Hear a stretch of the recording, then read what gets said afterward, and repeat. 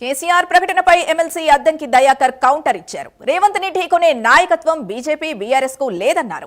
ప్రజా ఆమోదంతో రేవంత్ రెడ్డి బలమైన శక్తిగా ఎదిగారని అన్నారు. కేసీఆర్ బయటకు రానంత కాలం బీఆర్ఎస్ కు మనుగడ కష్టమన్నారు.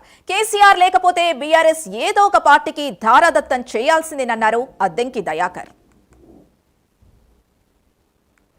తెలంగాణలో అధికారం విషయంలో బీఆర్ఎస్ నాయకులకున్న కన్ఫ్యూజన్ నిన్న కేసీఆర్ గారి స్టేట్మెంట్ చూస్తే మనకు కనబడుతుంది.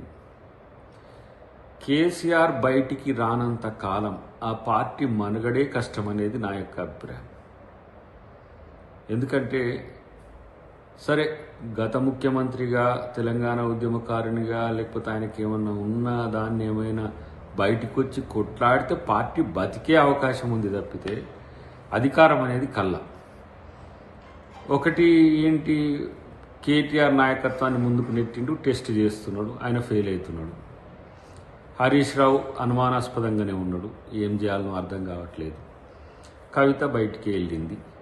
ఇక ఉన్న వాళ్ళంతా మామూలు వాళ్ళు, ఎవరు అది వాళ్ళ చుట్టూ ఉన్న పరివారంలో.